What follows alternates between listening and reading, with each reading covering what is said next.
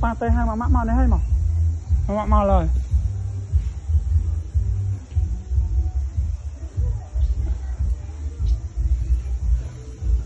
đúng rồi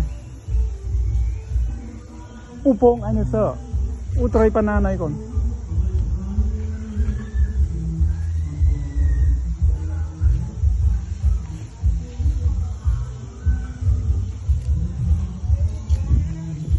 ô lại cái kênh ra còn cái kênh ra phải nhầm cái kênh ra lắng lồi nó mới piên tắc tiệt pong ấy cái con nọ ô te cái lắng sạn phải nhá thốn nó này con nào ô price vai